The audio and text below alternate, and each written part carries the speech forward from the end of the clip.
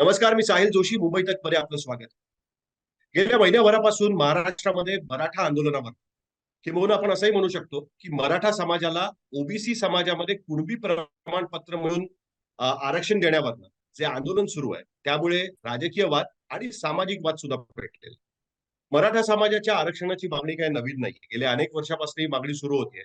पण 2014 नंतर या मागणीला राजकीय स्वरूप सुद्धा आले. कारण 2014 नंतर काँग्रेस एनसीपी सरकारने पहिल्यांदा आणि नंतर देवेंद्र फडणवीस सरकारने मराठा समाजाला सोशली आणि इकॉनॉमिकली बॅकवर्ड या कम्युनिटीमध्ये आरक्षण देण्याचा प्रस्ताव ठेवला. ते आरक्षण दिलं सुद्धा, पण कायद्याच्या कसोटीवर ते आरक्षण काही टिकलं नाही. आणि त्यानंतर मनोज जरांगे पाटील यांनी एक आंदोलन सुरू केलं आणि त्यांनी एक नवीन मागणी लावून धरली. सुरुवातीला ती मागणी फक्त मराठवाड्या भागातल्या मराठा समाजातल्या लोकांसाठी होती, पण नंतर हळूहळू करत जसं जसं ते आंदोलन पसरत गेलं, मनोज जरांगे पाटील यांनी पूर्ण महाराष्ट्रामध्ये सकल मराठा समाजाला ओबीसी प्रमाणपत्र मिळवून देण्यासाठी आंदोलन सुरू केलं आणि त्याला छगन भुजबळ यांनी पूर्ण महाराष्ट्रात विरोध सुरू केलाय. त्यावरनं महाराष्ट्रामध्ये दंगली पेटतील की काय अशी परिस्थिती निर्माण झाली आहे. महाराष्ट्राच्या मंत्रिमंडळामध्ये सुद्धा त्यावरनं अनेक वाद होत आहेत. या सगळ्या वादाचं स्वरूप नक्की काय आहे, कुठे हा वाद जाऊन थांबेल आणि मराठा समाज अचानक अशा पद्धतीने अग्रेसिव्ह का झालाय? कारण यापूर्वी ज्यावेळेस मराठा क्रांती मोर्चे निघालेले होते त्यावेळेस याचं स्वरूप फारच सौम्य स्वरूपाचं होतं. शांतीपूर्वक अशा पद्धतीचे ते मोर्चे निघत होते आणि त्यावेळेस कोणी कल्पना केली नव्हती की हे सगळं आंदोलन अशा पद्धतीने पेटेल आणि त्याच्यातनं आमदारांची घरं जाळली जातील, एक कायदा सुव्यवस्थेचा प्रश्न त्याच्यातून निर्माण होईल असं कोणाला वाटलं नव्हतं. मग नक्की मराठा समाज का पेटलाय आणि त्यांची जी मागणी आहे ती कितपत रास्त असेल तर ते शक्य आहे का? आणि शक्य जरी झालं तरी त्यामुळे मराठा समाज म्हणून ज्या समस्या आता सध्या पुढे केल्या जात आहेत त्या सोडवू शकतील का? म्हणजे आरक्षणामुळे त्या समस्या सुटणार आहेत का? या सगळ्या गोष्टींबद्दल ही चर्चा आपण करणार आहोत आणि मुंबई तकचं एक स्पेशल एडिट आपण तुमच्या समोर ठेवायचा प्रयत्न करतोय. आणि या संदर्भामध्ये मी माझे जे गेस्ट आहेत आजचे की ज्यांच्याशी आपण ही चर्चा करणार आहोत, ते सुमित मस्कर हे सोशॉलॉजी चे प्रोफेसर आहेत, Jindal school of government and public policy जे हरियाणामध्ये आहे त्याच्यामध्ये ते शिकवतात आणि त्यांनी या संदर्भामध्ये एक पेपरही लिहिलेला आहे. त्यांचं एक नवीनच आर्टिकल द हिंदू मध्ये छापून आलेलं होतं. त्यांनी या गोष्टीचा एक चांगला उहापोह केलेला आहे. त्यांच्याकडनं आपण समजून घेणार आहोत की मराठा समाजामध्ये एवढा असंतोष काय. मस्कर, सगळ्यात आधी तुमचं मनापासून तुमचे आभार की तुम्ही मुंबई तकशी बोलताय, वेळात वेळ काढून बोलताय या संदर्भामध्ये.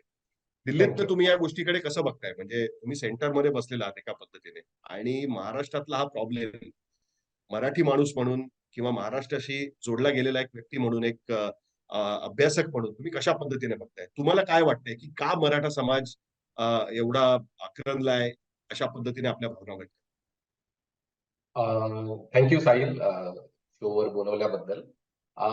मी जसे मी माझ्या आर्टिकलमध्ये मांडलंय की मराठा समाज मुळात आज ही मागणी अशा पद्धतीने का करतोय त्यावर माझा जास्त जोर होता अभ्यास करण्यामध्ये. जास्त विश्लेषण ह्याच्यावर जात आहे की ती मागणी योग्य आहे की नाहीये. पण माझ्यासाठी जी क्युरिओसिटी होती ऍज अ रिसर्चर की आजच का त्यांना रस्त्यावर यायची पाळी आलेली, आणि त्याची मुळं मला जी शहरी भागात जे बदल झालेत पॉलिटिकल इकॉनॉमीचे त्याच्यामध्ये प्रामुख्याने दिसले, आणि ग्रामीण भागाचं. आणि मोठ्या पद्धतीने जे इंडस्ट्रीज बंद झाल्या आहेत, तर त्याच्यात जे नोकरीचं नुकसान झालंय त्याची ना कुठे ना तरी मूळ ह्या आपल्याला आंदोलनामध्ये दिसतात. त्याच्यात एक गोष्ट आपल्याला सगळ्यात पहिले समजून घेतली पाहिजे की आपल्या देशामध्ये 1950 पासनं फक्त 8% अशा नोकऱ्या होत्या ज्याला आपण चांगल्या नोकऱ्या म्हणू शकतो, की जिथे तुम्हाला चांगला पगार मिळेल, सोशल सिक्युरिटी प्रोव्हिजन, तुम्हाला ESIC, हॉस्पिटलचे वगैरे खर्च, किंवा तुम्ही युनियनचे सहभाग होऊ शकता वगैरे. तर हे सगळे जे फॅसिलिटीज आहेत ह्या फक्त 8% कामगारांनाच उपलब्ध होत्या. आज ते 8% कामगारांची संख्या कमी होणे 3-4% आली.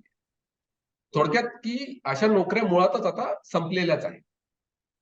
आणि त्यातलं मोठं प्रमाण होतं ते मॅन्युफॅक्चरिंग इंडस्ट्रीजमध्ये. मुंबईच्या गिरण्या ज्या आहेत ते क्लासिक उदाहरण आहे. पण तुमचं व्होल्टास फॅक्टरी असेल, सिएट टायर असेल, गोदरेजच्या फॅक्टरीज असतील, हे मुंबईचं. तसंच पुण्याच्या फॅक्टरी.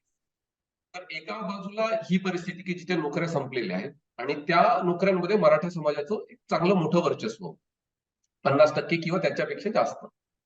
दुसऱ्या बाजूला कॉन्ट्रॅक्टीकरण. शाळेच्या नोकऱ्या तुमच्या असतील, शाळा बंदच झालेल्या आहेत सरकारी बऱ्याच ठिकाणी, आणि शाळा ज्या काही नोकऱ्या उरलेल्या टीचर्सच्या त्याचं कॉन्ट्रॅक्टीकरण, कॉलेजमध्ये सुद्धा कॉन्ट्रॅक्टीकरण, आणि ज्या सरकारी नोकऱ्या आता आहेत त्याच्यात सुद्धा कॉन्ट्रॅक्टीकरण, क्लास 3 आणि क्लास 4 प्रामुख्याने.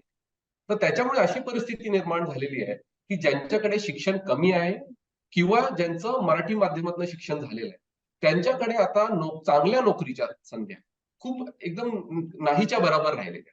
आणि कुठेतरी त्याची जी आपल्याला आता मुळं दिसतात, मराठा समाजाचं जे आंदोलन जे ग्रोथ चाललंय, तर त्याचे कारण कुठेतरी मला त्याच्यात दिसतात. आणि कारण की हा खूप एक मोठा इकॉनॉमिक ट्रान्सफॉर्मेशन झालेला आहे 91 पासून. आणि हा सरकार आता ह्याच्या मागे त्याचे मागे पाय घेत नाहीये, पुढेच चाललेले आहेत. म्हणजे त्याचं कॉन्ट्रॅक्टीकरण पुढेच चाललेलं आहे. आणि त्याच्यामुळे हे आंदोलन अजून पुढेच जात राहणार आहे असं मला दिसतंय याचं. पण दोन भाग करू शकतो याचे, कारण आतापर्यंत तुम्ही एक अर्बन अनरेस्टचा एक नवीन मुद्दा या ठिकाणी उपस्थित केलेला आहे. आपण दोन्ही गोष्टींबद्दल चर्चा करूया. हं. कारण मूळतः जे आंदोलन दिसतंय मराठा समाजाचं ते आपल्याला ग्रामीण भागामध्ये दिसतंय आणि त्यांचं असं म्हणणं आहे की या आंदोलनासाठी कारणीभूत काय आहे, तर जे लो लँड होल्डिंग आहे किंवा ज्याला आपण अल्पभूधारक शेतकरी म्हणतो, की शेतीच्या व्यवसायावरती पोट भरणं मुश्किल झाल्यामुळे आम्हाला नोकऱ्यांमध्ये आणि शिक्षणामध्ये, म्हणजे नोकऱ्यांमध्ये आरक्षण असेल तर आधी शिक्षणामध्ये आरक्षण लागेल आणि त्या माध्यमातून आम्हाला नोकऱ्यांमध्ये आरक्षण आहे आणि शेतीवरती आम्ही काही हे राहू शकत नाही. आम्ही कसणारे शेतकरी आहोत म्हणून आम्ही कुणबी आहोत आणि म्हणून आम्हाला कुणबी म्हणून प्रमाणपत्र द्या. अशा पद्धतीची साधारण ढोबळमानाने मागणी आपल्याला ग्रामीण भागामध्ये दिसते. तुम्ही एक अर्बन भाग त्याच्यामध्ये सुमित तुम्ही घेऊन आलेला आहात त्याच्यामध्ये. आता मुद्दा त्याच्यामध्ये मला हा समजून घ्यायचा आहे, की ज्यावेळेस तुम्ही 90च्या दशकाचा उल्लेख केलात. कारण 90 पर्यंत मुंबई, पुणे आणि नाशिक यासारख्या शहरांमध्ये एक इंडस्ट्रियलायझेशन मोठ्या प्रमाणात होतं. तुम्ही म्हणताय त्या पद्धतीने ज्याला आपण ऑर्गनाइज्ड सेक्टर म्हणतो. अगदी छोट्या-छोट्या कंपन्यांपासून ते मोठ्या कंपन्यांमध्ये तुम्ही मोठ्या कंपन्यांची नावं घेतलीत, पण छोट्या कंपन्यांमध्ये सुद्धा मिल वर्कर मोठ्या प्रमाणात होता. छोट्या कंपन्या, मॅन्युफॅक्चरिंगच्या कंपन्या मोठ्या प्रमाणात होत्या आणि त्या ठिकाणी सोशल सिक्युरिटी त्या ठिकाणी काम करणाऱ्या अगदी कमीत कमी काम करणाऱ्या व्यक्तीकडे सुद्धा त्या पद्धतीची सोशल सिक्युरिटी कमी प्रमाणात का होईना पण ती उपलब्ध होती. बरोबर.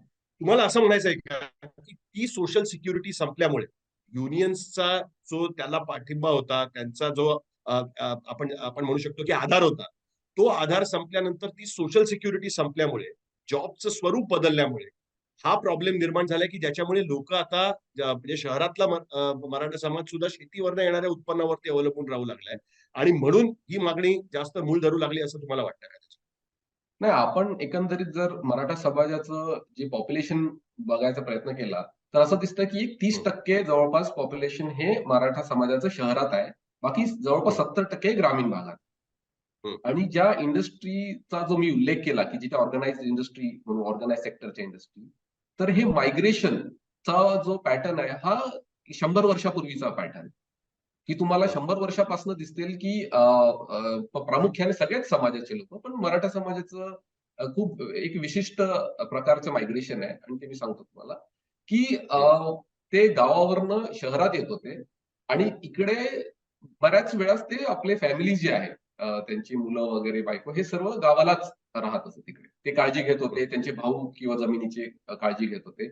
आणि हे जे शहरी भागातनं जे त्यांना इन्कम मिळत होतं, ते कुठे ना कुठे ते गावाला पाठवून ते शेतीचं पण काम बघत होते. तर त्याच्यामुळे जे शहरातलं उत्पन्न त्यांचं जे होतं ते खूप महत्वाचं होतं गावाचं जे काही त्यांची शेती आहे त्याच्यासाठी सुद्धा.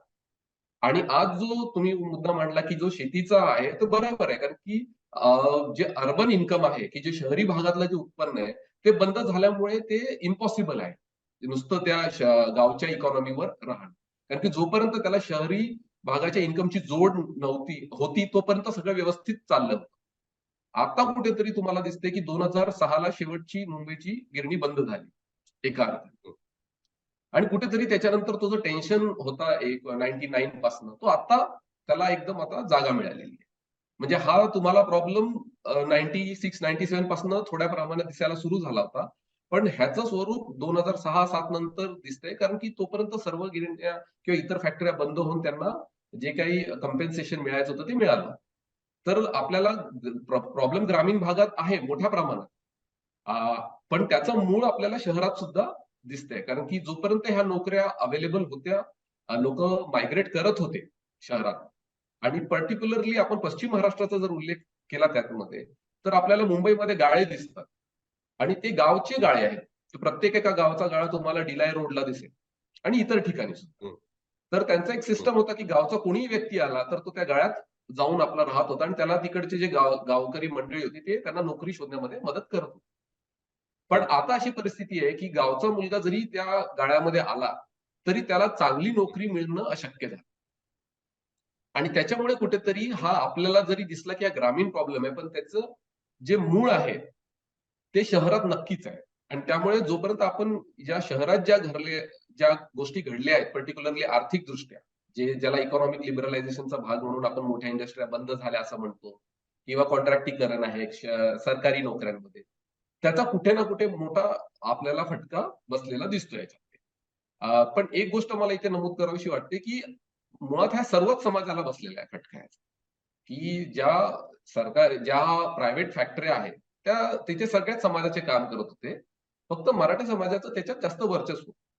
तर कदाचित त्याच्यामुळेच ते आपल्याला आज हा जो प्रॉब्लेम दिसतोय, की त्यांना असं वाटतंय, की रिझर्व्हेशनच्या मार्फत हा प्रॉब्लेम सॉल्व्ह होईल. कारण की आता फक्त सरकारीच असं एक जागा राहिलेली आहे, जिथे तुम्हाला चांगल्या नोकऱ्या मिळू शकतात, की ज्यांचं शिक्षण कमी आहे किंवा ज्यांचं शिक्षण मराठी माध्यमातून झालेलं आहे.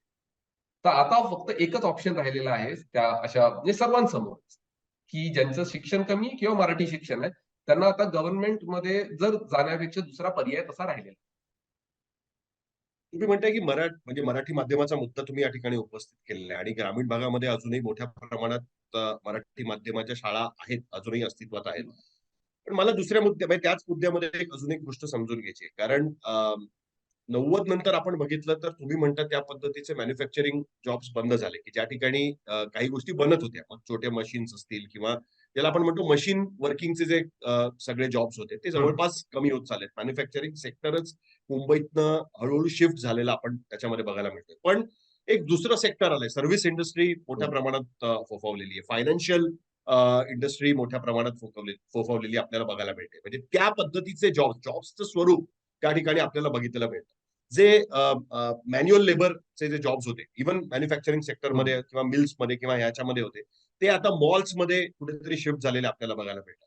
मग ह्या पद्धतीचे जॉब्स अवेलेबल असताना, कारण शेवटी मराठा समाज हा प्रायव्हेट सेक्टरमध्ये होता मोठ्या प्रमाणात. तसं असताना सुद्धा मग हा प्रॉब्लेम का निर्माण झालेला असं दिसतोय? म्हणजे हे कुठेतरी ज्याला आपण एक टर्म आहे लेफ्ट बिहाइंड, म्हणजे जे हं. समाजाच्या प्रगतीमध्ये मागे राहिलेला एक समाज त्याला आपण म्हटला जातो. हं, हं. त्याच्यामध्ये हा समाज कुठे दिसतोय? नाही, मुळात जे तुम्ही म्हणाले, एक छोटंसं मला त्याच्यात चेंज करावसं वाटतं, की हं. आपल्या ऑर्गनाइज्ड सेक्टरचं जे मॅन्युफॅक्चरिंग आहे ते बंद झालं. की जिथे बरं. ज्याला ऑर्गनाइज्ड सेक्टर मॅन्युफॅक्चरिंग म्हणतो, जिथे हं, सगळ्या सरकारी म्हणजे सरकार सारख्या फॅसिलिटीज तुम्हाला मिळत होत्या हं, प्रायव्हेट. हं, हं, मॅन्युफॅक्चरिंग चालू आहे अजून. तुम्ही धारावीत हं, गेलात किंवा इतर ठिकाणी ज्या झोपडपट्ट्या आहेत मुंबईला, तिथे सुद्धा मॅन्युफॅक्चरिंग चालू आहे. पण हं, आता झालंय की ज्या जुन्या मॅन्युफॅक्चरिंग इंडस्ट्रीज होत्या मोठ्या, त्याची जागा आता हं, सर्व्हिस सेक्टर इकॉनॉमी घेते. हं, आणि तुमचं जे काही शिक्षणाची किमान आता जी मर्यादा म्हणजे राहिलेली आहे तिकडे, ती आहे इंग्लिश बोलणं. म्हणजे हं, आलेलं तर तुमचं शिक्षण 12वी असेल, पण तुम्हाला इंग्लिश बोलता आलं, तरच तुम्हाला हं, कॉल सेंटरमध्ये जागा मिळेल. तर हं, त्याच्यामुळे आता तर जो स्किल सेट जो लागतो, तुम्हाला मुंबईच्या इकॉनॉमीमध्ये नॅव्हिगेट करायसाठी, तो तुम्हाला इंग्लिश भाषेचा लागतो. म्हणजे कमीत कमी. आणि हं, त्याच्यामुळे ते आता ती अडचण अशी झालेली आहे, की जसं तुम्हीच म्हणाले, की ग्रामीण भागात शाळा आहे, मराठी आहे. आणि त्यामुळे इंग्लिशचं प्रमाण आत्ता कुठे हळू वाढायला लागलं. पण हं, आता सध्या जो म्हणजे एक युवा वर्ग आहे जो 25 किंवा 22-24 वर्षाचा असेल, त्याच्याकडे तो इंग्लिश भाषेचा स्किल सेट नाहीये. हं, म्हणजे मोठ्या प्रमाणात नाहीये. आणि हं, त्याच्यामुळे त्यांच्याकडे जो ॲक्सेस आहे नोकऱ्याचा खूप कमी हं, प्रमाणात आपल्याला दिसतो. हं, हं. मग ग्रामीण भागाची काय समस्या आहे त्याच्यामध्ये? कारण तुम्ही त्या लेखामध्ये सुद्धा 2 भाग केलेले होते, की एक अर्बन क्रायसिस आणि दुसरा रुरल क्रायसिस. तुम्ही म्हणताय त्या पद्धतीने 70% मराठा समाज हा ग्रामीण भागामध्ये आहे अजूनही. आणि खरं तर महाराष्ट्रासारख्या राज्यामध्ये 41-42% अर्बन पॉप्युलेशन आहे. म्हणजे फक्त आपण मुंबईच्या हं, बाहेर जरी बघितलं, हं. तरी 1 मिलियन सिटीज सुद्धा फार मोठ्या प्रमाणात आहेत महाराष्ट्रामध्ये, इतर राज्यांच्या बरोबर, तुलनेमध्ये जर आपण बघितलं तर. आणि अर्बन त्याला एक बाज आहे. त्याला बरोबर. एक शहरीकरण सुरू झालेलं आहे बऱ्याचशा शहरांमध्ये. असं असताना सुद्धा रुरल सेक्टर मध्ये काय प्रॉब्लेम आहे, ग्रामीण भागामध्ये काय काय समस्या तुम्हाला आठवते त्याच्या? एक मोठा जो फरक आपल्याला दिसतो, की आता जी अर्बन इकॉनॉमी म्हणजे जे शहरातल्या नोकऱ्या ऑलमोस्ट संपलेल्याच आहेत. त्याचा एक हम्म, परिणाम असा झाला, की पिढ्यानपिढ्या जे गावातनं शहरात येत होते काम करायला आणि त्यातल्या त्या चांगल्या हम्म, नोकऱ्यांमध्ये त्यांना मिळत होत्या पिढ्यानपिढ्या, की हम्म, वडील परत रिटायर झाले गावाला, मग त्यांचा मुलगा आला. ही जी सायकल सुरू होती गेले 70, 80, 100 वर्ष, त्या सायकलला कुठेतरी आता ब्रेक लागले. आणि त्याचाच एक परिणाम म्हणजे असा झालाय, की जे परत गावाला गेले, तर त्या हम्म, भावाभावांमध्ये बरीचशी काही मला भांडणं दिसली. म्हणजे मी जेव्हा फील्ड वर्क करत होतो 2009 साली कोल्हापूर आणि सगळं पश्चिम महाराष्ट्र. तर त्या हम्म, जमिनीची विभागणी झाली. हम्म, आणि त्याचं पुढे विभागणी होऊन असं झालेलं आहे, की तुम्हाला मग ते लँडचा जो साईज आहे तो अजून छोटा झालेला आहे. आणि हम्म, तुम्हाला शहरात ना काही तुमच्या मुलांकडनं मदत आता मिळत नाहीये. म्हणजे त्यांची मुलं आताही शहरातच चाललेली आहेत कामाला. असं नाही की हम्म, त्यांची मुलं आता गावात राहतात. त्यांची मुलं शहरात चालली आहेत, पण त्यांना ज्या पद्धतीचं इन्कम मिळतंय, ते पॉसिबल नाहीये की त्यांना स्वतःचं सुद्धा एक चांगलं घरी म्हणजे मुंबईत राहू शकतात किंवा इतर शहरांमध्ये आणि गावाला सुद्धा आपल्या आई-वडिलांना आणि शेतीसाठी मदत करू शकतात. तर ते इन्कमचं लेव्हल पण सुद्धा कमी झालंय. तर रुरल क्रायसिसचा हा एक खूप मोठा भाग आहे. दुसरा भाग रुरल क्रायसिसचा असा आहे, की आता जो शहरात जो कोणी गावचा असेल म्हणजे नुसतं मराठा समाजात नाही, कोणत्याही समाजाचा असेल, की त्याला एक प्रतिष्ठा होती, की मुंबईत एका पर्टिक्युलर मोठ्या फॅक्टरीमध्ये काम करतो व्यक्ती म्हणून. हम्म, तर हम्म, आता तशी प्रतिष्ठा राहिलेली नाहीये, की म्हणजे माझ्या वडिलांना जी प्रतिष्ठा मिळत होती फॅक्टरीमध्ये काम करताना, ती मला सुद्धा मिळत नाहीये. तर हा हम्म, एक मोठा भाग आहे, की जेव्हा आजचा जे युवा वर्ग आहे, जे गावाला जातात, त्यांना तसं हम्म, प्रतिष्ठा काहीच मिळत नाही, की बाबा मुंबईतनं कोणीतरी आलाय. तर पण त्याची ऑफकोर्स त्याची कारणं वेगवेगळी आहेत. म्हणजे एक तर नोकरीचं कारण आहे आणि दुसरं म्हणजे आता त्याचं असं काही नाविन्य राहिलेलं नाही शहरात जाणाऱ्या माणसाचं. की हम्म, आज आपल्याकडे मोबाईल आलेले आहेत. तुम्ही मोबाईलवरनं लगेच बघू शकता, की मुंबईमध्ये काय घटना घडली. तुम्हाला हम्म, कोणी असं सांगायची गरज नाही, की असं काहीतरी मोठं हे चेंज झालेलं आहे. तुमच्या आता हातावर न्यूजपेपर यायला लागले, सुरुवात झाली. तर त्यामुळे बाकीची सुद्धा कारणं आहेत. एक तिसरं कारण असं आहे, की ज्याला नॉन फार्म इकॉनॉमी आपण म्हणतो, की जी बरं. ग्रामीण भागामध्ये सुद्धा नॉन फार्म इकॉनॉमी आहे. त्यांचं सुद्धा आपलं वर्चस्व वेगळं आहे. आणि कुठेतरी हा जो एक सर्वात खालचा समाज ज्याला आपण म्हणजे आर्थिकदृष्ट्या जो कमकुवत असेल किंवा ज्याला स्मॉल अँड मार्जिनल फार्मर असं म्हणतात, की हम्म, त्यांचं असं काय खास असा स्टेक राहिलेला नाहीये रुरल पॉलिटिकल इकॉनॉमी. की हम्म, अगोदरच्या पूर्ण जर तुम्ही वाचन कराल तर त्याच्यामध्ये आपल्याला दिसतं की 1950-60 मध्ये हा जो वर्ग आहे ह्याची एक चांगली एक स्टेटस होता गावामध्ये. की गावचे हम्म, जे कोणी आमदार असतील ते त्यांना विचारत होते की आपण गावचा विकास कसा करायचा? गावामध्ये नेमकं काय हम्म, आलं पाहिजे? शाळा कुठे? हम्म, तर आता तसं काही हम्म. राहिलेलं नाहीये. खूप झपाट्याने हा बदल 1990 नंतर ग्रामीण भागात झालेला. तर ह्या सगळ्याचा भाग म्हणून मी त्याला रुरल क्रायसिस असं लिहिलं आहे. पण हा डॉमिनन्सचा काय मुद्दा आहे, म्हणजे हा काय पॉलिटिकल डॉमिनन्स बद्दल तुम्ही विचार करताय, की तो पॉलिटिकल डॉमिनन्स? कारण जर आपण बघितलं तर मराठा समाजाचं राजकीय प्राबल्य महाराष्ट्रामध्ये निर्विवाद आहे. आणि कुठलाही पक्ष असेल त्याच्यामध्ये भलं त्यांचा म्हणजे आधार वेगळ्या समाजाचा असू शकतो, पण तरी सुद्धा निवडून येणारे लोक which is sheerly because of numbers, त्यांच्या नंबर्सच एवढे आहेत, बरोबर. तुम्ही म्हणता त्याप्रमाणे 30 ते 31% त्याच्यामध्ये नंबर्स आहेत. जर तेच नंबर्स असतील तर साहजिकच आहे त्यांचा डॉमिनन्स पण, राजकीय डॉमिनन्स पण तशा पद्धतीने असणार आहे. मग त्या राजकीय डॉमिनन्सचं काय, तो त्या डॉमिनन्सवर सुद्धा कुठेतरी फरक पडला, त्यांच्या प्रभावावरती, राजकीय प्रभावावरती कुठेतरी फरक पडत चाललाय का, की त्याच्यामुळे सुद्धा त्यांना या गोष्टीची गरज वाटायला लागली आहे कुठेतरी? नाही म्हणजे आता त्याचा हा उद्रेक आहे का एका पद्धतीने? नाही म्हणजे थोडंसं आपल्याला त्याच्यात म्हणजे विदिन मराठा आपल्याला एक थोडं क्लासिफिकेशन केलं पाहिजे. म्हणजे आता हम्म, सध्याची चळवळीत त्यांच्या चळवळीतनं येतंय की प्रस्थापित आणि विस्थापित. तर आपण हम्म, ती जरी बायनरी आपण मान्य केली नाही केली, तर पण जो प्रस्थापित वर्ग आहे, तो ती खरी बाब आहे. हम्म, आणि ह्याच्यात इंटरेस्टिंग गोष्ट अशी आहे, की जे प्रस्थापित आहेत, जे आमदार असतील, खासदार असतील, मंत्री असतील मराठा समाजातले पर्टिक्युलरली, त्यांनी आपल्याला स्वतःला वेळोवेळी अडॉप्ट केलेलं आहे.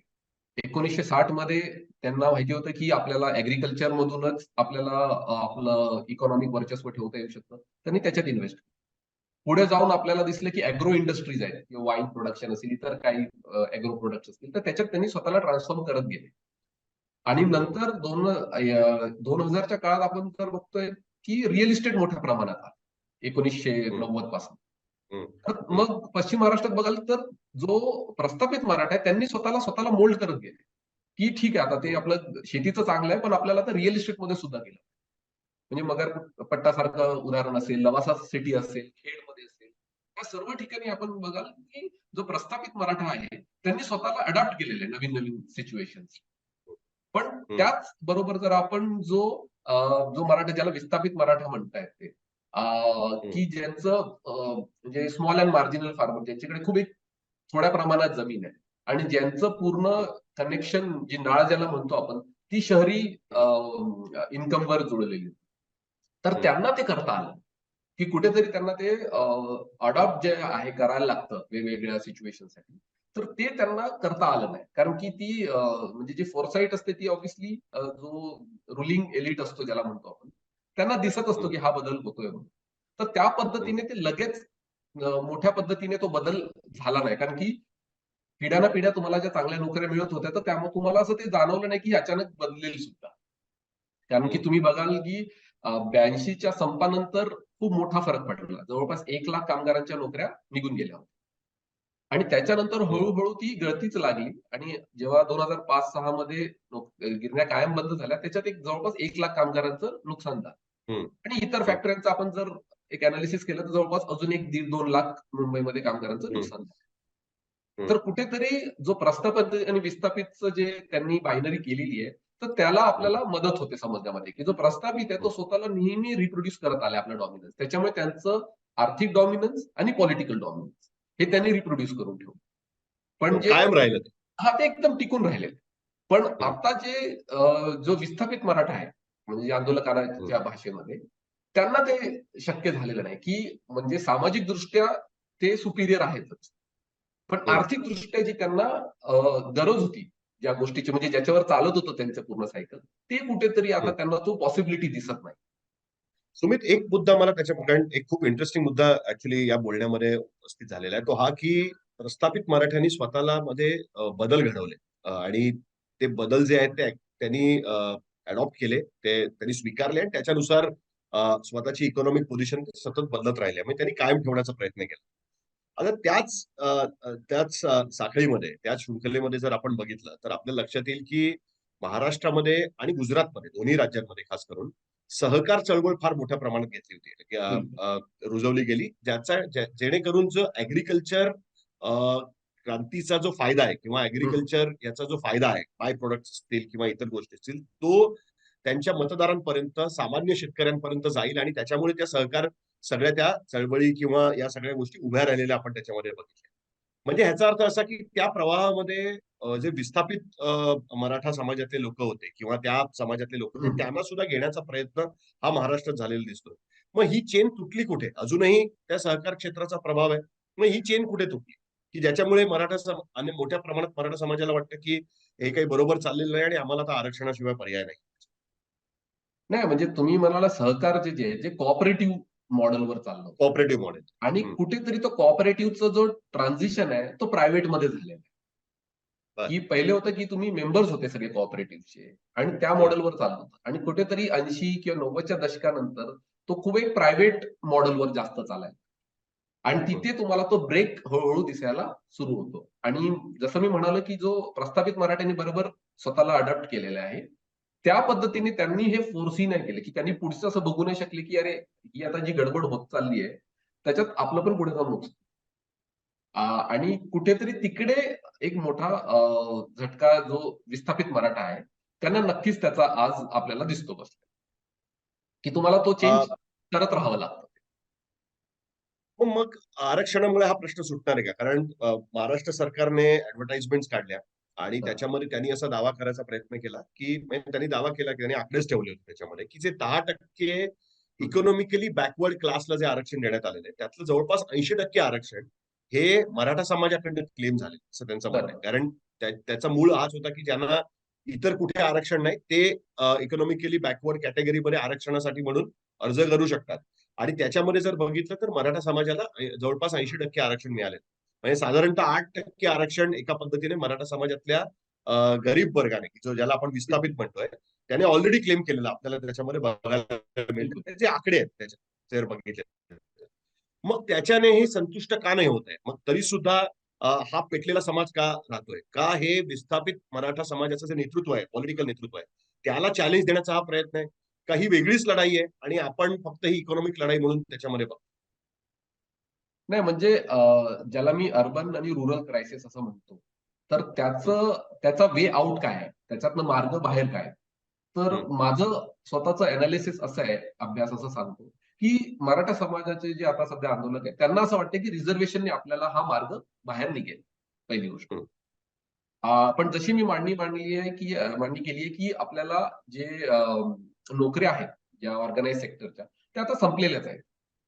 हं, तर जोपर्यंत त्या नोकऱ्या वाढत नाहीत किंवा हं, प्रायव्हेट सेक्टरचं ऑर्गनाइज सेक्टरचं वाढत नाहीत, तोपर्यंत हा प्रश्न सुटणारा नाहीये. कारण की हा हं. प्रश्न जर नोकऱ्यांपुरता आहे, तर मग तुम्हाला सरकारकडे तेवढ्या नोकऱ्याच नाहीयेत. बरोबर. की ज्या सरकारी नोकऱ्या जर असं आपण म्हणू की 10 लाख सरकारी नोकऱ्या आहेत, तर मग हा प्रश्न कदाचित सुटू शकतो 1-2 वर्ष. पण ओव्हरऑल सरकारी नोकऱ्यांचं प्रमाणच खूप कमी आहे. म्हणजे हं, एकदम बेअर मिनिमल आहे. कारण की मागे काहीतरी महाराष्ट्र सरकारने आकडे जाहीर केले होते काही वर्षांपूर्वी असेंब्लीमध्ये, की 6,000 काहीतरी नोकऱ्या आहेत. हं, आता 6,000 नोकऱ्यांमध्ये आपण असं मान्य जरी केलं, की 20% जरी आपण आरक्षण त्यांना मिळालं किंवा 15 जे काय असेल, तर त्याच्यात फक्त खूप एक 1,000-2,000, 3,000 लोकांना 2,000चं म्हणजे जी गरज आहे ती पूर्ण होणार आहे. हं, याचाच अर्थ असा, की हा जो मुद्दा आहे, ह्याचं खूप मोठं एक प्रॉब्लेम मधून ऍक्च्युअली ही मागणी आलेली. आणि हं, जोपर्यंत अ, सरकार मोठ्या पद्धतीने इंटरव्हीन करत नाही, तोपर्यंत हा प्रश्न तसा सुटणारा नाहीये. हं, दुसरी बाजू अशी आहे, की आणि ते महाराष्ट्राच्या राजकारणाशी जुळलेली आहे, हं, की कुठेतरी या चळवळीचा म्हणजे हे जे काही आंदोलन चाललंय मराठा समाजाकडनं, त्याच्यातनं एक आता मोठा फरक आपल्याला दिसतो, की सुरुवातीला आपण बघताना मराठा समाज हा एक म्हणून असं बघत होतो, की जो हं, प्रस्थापित आणि विस्थापित. पण आता कुठे ना हं, कुठे त्याला एक मोठी आता लाईन आता आपल्याला दिसते, की हं, तुम्हाला ते आंदोलक जे दिसतात, ज्या पद्धतीने ते बोलतायत शरद पवार असतील किंवा त्यांच्यासारखे जे तत्सम मराठा समाजाचे नेते असतील, की त्यांच्याबद्दल खूप असं म्हणजे खूप चांगल्या पद्धतीने बोलत नाही. सोशल मीडियावर असतील किंवा इतर सुद्धा. हं, तर त्याच्यातनं आपल्याला एक आता क्लिअर डिव्हिजन थोडं होताना दिसतंय. आणि त्याचा कुठे ना कुठे भाजपसारख्या पक्षाला सुद्धा आणि इतर पक्षांना सुद्धा फायदा होऊ शकतो ना. कारण हं, की आपण बघितलं तर की राजकारणाच्या बाबतीत मराठा समाज आतापर्यंत ते मेंटेन करू शकलो, की हं. प्रस्थापित आणि विस्थापित कसं तरी ते ॲडजस्टमेंट एकत्र होत होतं. ठेवतील. हां, पण हं, आता त्या रिझर्व्हेशनचा जो मुद्दा आहे, पहिली गोष्ट तर कायदेशीर रिझर्व्हेशन मिळणंच कठीण झालेलं आहे. आणि हं, जे काही मिळालं आता जसं तुम्ही सांगितलं, की 10% पैकी 8% त्यांना मिळालंय. म्हणजे तरी सुद्धा जर हे आंदोलन शांत होत नाहीये, याचा अर्थ हा प्रॉब्लेम खूप मोठा आहे. आणि हं, हा इथपर्यंत संपणाऱ्यातला नाहीये. हं, आणि त्याचाच एक परिणाम म्हणून जो राजकारणावर येणाऱ्या काळात होऊ शकतो, तो म्हणजे की आता मराठा समाजाची जी मतं आहेत, ती कदाचित वेगळ्या दिशेने जाऊ शकतात. म्हणजे प्रस्थापित कसे त्यांना विस्थापितांना सोबत घेतील, हा आता मराठा समाजासमोर खूप मोठा चॅलेंज आहे. म्हणजे एन सारखा जो पक्ष आहे, खूप मोठा हं, चॅलेंज आहे त्यांच्यासमोर. हं. म्हणजे आम्हाला तरी सध्या असं दिसतंय आणि हे भाजपला सुद्धा एन कुठला एन कारण आता 2 एन आहेत ना. त्याच्यामुळे नक्की कुठला एन का दोघांकडे मग एकाच दृष्टीने बघितलं जातं. आपण त्याच्यामध्ये मग काँग्रेसही असं आली. मग आपण असं समजू प्रस्थापित जे मराठा समाजाचे आहेत, त्यांच्या समोर मोठा म्हणजे चॅलेंज आहे. अक्रॉस द पार्टी लाईन जे प्रस्थापित नेतृत्व आहे मराठा समाजाचं, बिलकुल, त्यांच्या समोर हे पॉलिटिकल चॅलेंज उभं राहील असं बिलकुल. असं that is what you foresee असं येस, असं असं येस. दिसतंय. हा खूप मोठा चॅलेंज आहे आणि माझं असं पण मान्य आहे, की जर बीजेपीचं आपण बघू स्ट्रॅटेजी जर अशी हं, बघितली, तर जे एकेका पर्टिक्युलर जातीचं जे वर्चस्व होतं वेगवेगळ्या राज्यांमध्ये, तिथे कुठे ना कुठे त्यांना ते तोडून त्याला ते आपली जागा बनवायचा त्यांनी प्रयत्न केला. म्हणजे तुम्ही हं. जर यूपीमध्ये जर बघाल, तर जे यादवेतर हो, ओबीसी समाज आहे त्यांच्यावर काम आणि यादव समाजामध्ये सुद्धा जे मागे राहिले, त्यांना वेगळं हं, करण्याचा प्रयत्न बऱ्यापैकी केलेला आहे. तसंच बिहारमध्ये सुद्धा जे लालू प्रसाद यादव म्हणजे त्यांचं जे वर्चस्व होतं यादव समाजाचं, ते चॅलेंज करण्याचा प्रयत्न. महाराष्ट्र त्या मानाने त्यांना खूप उशीर लागला या गोष्टी हं, आणि आता ती राजकीय संधी नक्कीच भाजपसारख्या राष्ट्रीय पक्षाकडे आहे. आणि इतर हं, पक्ष सुद्धा करू शकतात. पण ते आपल्याला वेळच सांगेल, की नेमके ही जी आता आरक्षणाचे जे आंदोलन आहे, ते इलेक्शनमध्ये कोणतं स्वरूप घेत आहे. की ते कोणाबरोबर अलायन्स करतायत का, किंवा ते मराठा समाजाबरोबरच म्हणजे प्रस्थापित मराठा समाजाबरोबरच सोबत राहतायत का. पण ती शक्यता थोडीशी आता कमी दिसायला लागली. म्हणजे तो चॅलेंज आहे आता मराठा लीडरशिप समोर, की जे प्रस्थापित मराठा लीडरशिप त्यांच्यासमोर. पण आपण जर बघितलं तर बीजेपीने सुद्धा जे प्रस्थापित नेतृत्व होतं मराठा समाजातलं त्यालाच बरोबर घ्यायचा प्रयत्न केलाय. म्हणजे अजित पवार ना त्यांनी आपल्या बरोबर खेचलाय. यापूर्वी 19च्या निवडणुकीमध्ये आपण बघितलं की राणा जगजित सिंग असतील किंवा विजयसिंग मोहिते पाटील असतील, देशमुख असतील आपल्या माढामध्ये, त्याच लोकांना त्यांनी संजय काका पाटील असतील सांगलीमध्ये, त्याच लोकांना त्यांनी बरोबर घेऊन आपल्याला पश्चिम महाराष्ट्रात काही करता येईल का, विखे पाटील, राधाकृष्ण विखे पाटील असतील. त्यामुळे जे प्रस्थापित होते त्यांनाच घेऊन भारतीय जनता पार्टीने प्रयत्न केला होता की मराठा समाजाला आपल्याकडे खेचायचा. आणि हीच स्ट्रॅटेजी आपल्याला साधारणतः दिसते. तर बेसिकली तुम्हाला असं वाटते की जो राजकीय पक्ष प्रस्थापित मराठा नेतृत्वाच्या पलीकडे जाऊन विचार करायचा प्रयत्न करेल, त्याला या आंदोलनाचा फायदा होऊ शकेल कुठेतरी, आणि त्याच्यातच हे आंदोलन कुठेतरी शांत होईल का आरक्षण दिल्यामुळे हे आंदोलन कमी होईल का, तो राग थोडा कमी होईल? कदाचित आरक्षण जे जर म्हणजे कोणत्याही पद्धतीने जर त्यांना देण्यात आलं, तर आरक्षणची जी म्हणजे त्यांचा अजेंडा तो आहे की आरक्षण. मग जर तो दिल्यानंतर मग शांत व्हावंच लागेल.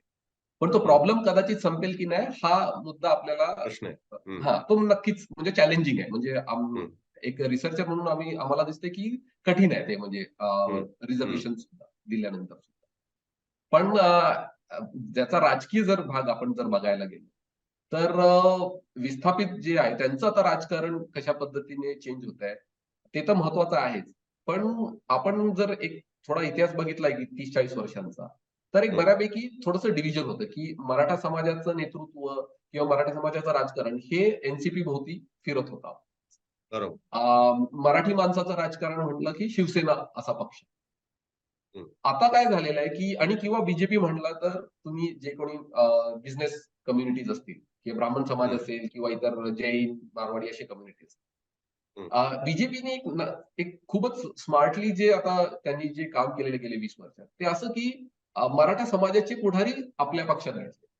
हम्म. त्यामुळे आता जे मराठा समाज म्हणजेच एनसीपी हे गणित आता चेंज झाले. बरोबर. तसाच मराठीचा मुद्दा म्हणजेच शिवसेना, तेही गणित आता चॅलेंज हे केले. हम्म, की तुम्ही जे जे जुने शिवसेनेचे पुढारी होते, नारायण राणेसारखे, ते आता तुमच्या पक्षात आलेले आहेत. हम्म, म्हणजे मनसेसारखा पक्ष आहेच. हम्म. पण जुने जे शिवसैनिक होते, ते सुद्धा भाजपमध्ये आले. तर त्याच्यामुळे आता ती जी पहिल्या ज्या लाईन्स ज्या क्लिअर होत्या, क्लिअर होत्या. त्याच्यामध्ये आता ते आता खूप बदललेलं आहे. हे राजकारण त्या अर्थाने खूपच बदललेलं आहे आता. हम्म, आणि महाराष्ट्र एकच आता सध्या एक राज्य आहे पूर्ण देशात, ज्याच्यामध्ये ह्या लाईन्स खूप मोठ्या प्रमाणे गडबड झाली.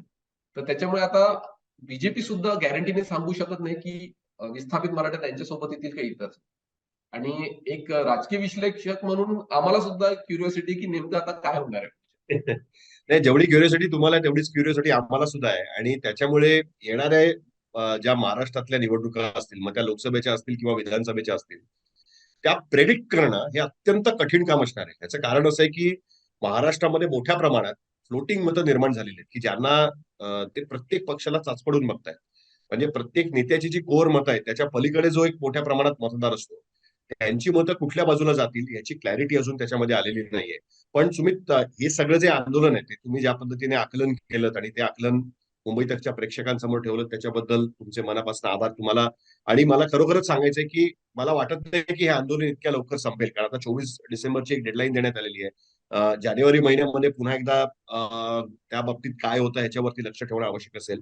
त्यामुळे मला असं वाटतं की आपल्याला सतत कम्युनिकेशन ठेवावं लागणार आहे आणि तुम्ही सतत आमच्याशी कम्युनिकेशन ठेवाल अशी मी अपेक्षा धरतो. खूप खूप धन्यवाद तुम्ही मुंबई तकची या संदर्भात बोललात त्याच्याबद्दल. सुमित मस्कर यांचं काय ह्याच्याबद्दलचं विश्लेषण आहे मराठा समाजाबद्दलचं हे तुम्ही ऐकलं असेलच. मराठा समाजाच्या या आंदोलनासंदर्भात जरांगे पाटलांना तर आम्ही पूर्ण महाराष्ट्रामध्ये कव्हर करतोच आहे, आणि त्याला काउंटर म्हणून जे भुजबळांनी सुरू केलेलं आहे ते सुद्धा आम्ही कव्हर करतोय. कुठल्याही समाजाचं आंदोलन हे राजकीय पाठिंब्याशिवाय होऊ शकत नाही. त्याच्यामुळे याचे राजकीय पडसाद काय होतात हे बघणं हे फार इंटरेस्टिंग असणार आहे. त्यामुळे ते सुद्धा आपण बघत राहूया. आणि मुंबई तकचा युट्यूब चॅनल तुम्ही सबस्क्राईब केलं नसेल तर सबस्क्राईब करा. बेल आयकॉनवर क्लिक केलं तर तुम्हाला आमचे अपडेट्स मिळू शकतात. आणि सुमित म्हस्कर यांचं जे काही विश्लेषण आता त्यांनी मांडलं ते विश्लेषण वाचण्यासाठी mumbaitak.in आमची वेबसाईट आहे, त्या वेबसाईटला सुद्धा तुम्ही भेट देऊ शकता. बघत राहा मुंबई.